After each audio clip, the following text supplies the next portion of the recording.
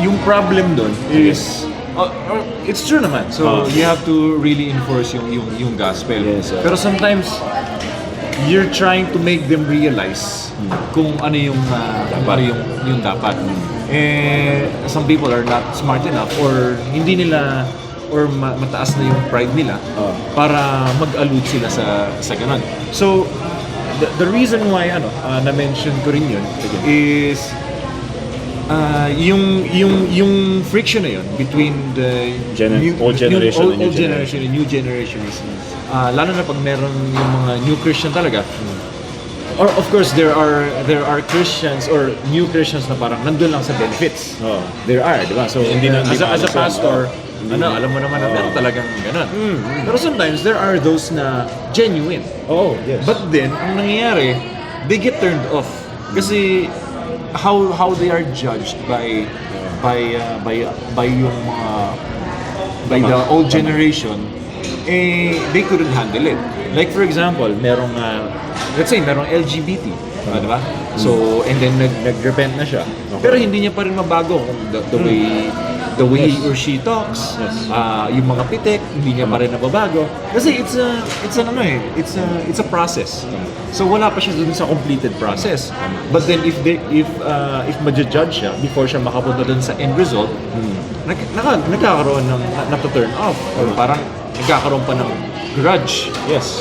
In the end. Actually, and then another hurting. Nagkakaroon sakit. Ay, ganito pala yung mga nangyari. Ganito pala yung mga Kristiyano, akala ko okay sila. Ganito pala yung ginagawa, ayoko na maging Kristiyano. So, ano nangyari? Babalik siya sa old ways. Ngayon naman, since you mentioned yung maturity, what really is maturity, di ba? Okay. So, what I alluded there is, maturity really is looking at yourself, not looking at other people. Kasi ganun ang nangyayari sa church eh. Yung mga old generation, ang nangyayari, tinitignan nila kung ano yung ginagawa ng ibang tao. Diba? Ay, yung mga ginagawa nito parang mali yan Diba? So nagja-judge na siya. Ano nangyayari? He or she is looking at yung relationship ng tao na yun kay God and then making an assumption based on the visuals. Hindi niya ang dapat in reality dapat ang pinoproblema mo, what is your relationship with God? Not yung relationship ng tao sa lalo na kasi parang nagkakaroon ng parang pride na okay, I'm an elder here. Superiority complex. Superior ako rito. Kailangan maturuan ko sila, kailangan kong turuan. Sometimes mali yung pinanggagalingan. Kaya nga, ito natutunan ko sa mentoring ko with yung Pastor Doy. He passed away 2016. Pero grabe yung encounter ko. It's one of the reasons why I recovered sa faith crisis na yun. Pero yung na-realize ko when I was talking with him, ang gospel is personal, first and foremost. And it's invisible. Hindi mo nakikita kaagad kung ano yung produce nun, kung ano yung nangyari nun. Kasi it's private, it's between you and God. Ang nakikita natin yung fruits. Yes. So, ang ano yung fruits nun? Repentance, ang fruit nun, obedience. Pero minsan yung fruit matagal. So, we have no right to really brand someone na hindi, unbeliever ka talaga, or it's the end of the world for you. Kasi ang kapangyarihan ng Diyos, He can turn a sinner into a saint. Siya yun, hindi ikaw ang gumagawa nun. Ang natutunan ko pa, dun sa tinuro niya sa akin, ang church also is assigned. So for example, pag ikaw naniwala ka talaga sa gospel, bakit mo kakayaan yung hurt o yung ginawa ng ibang tao sa'yo would define what Christianity is? So ibig sabihin, you are defining Christianity at the malpractice of some. Sino yung relationship mo? Yung tao na yun na nag-hurt sa'yo o si Lord?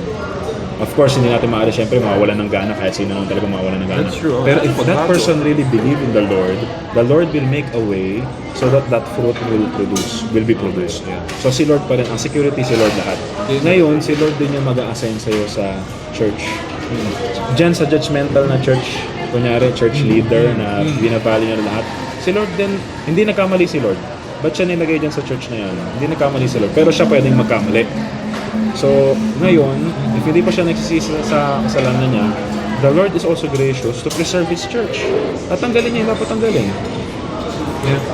Pero ang kailangan natin talaga, ang kailangan ng pastors gawin is to faithfully proclaim the gospel. Ngayon, when we proclaim the gospel, hindi tayo nagpapatama na ito yung dapat mong baguhin, ito yung dapat mong gawin. We know na as we preach, tayo yung bearers lang and heralds. Pero deep inside that person, hindi natin alam kung ano nangyari sa kanya. At the same way, And we can judge yes, that way. at the same way, hindi rin natin alam kung ano nangyari dun sa person na judgmental. Baka mamaya, may nangyayari sa hate kanya.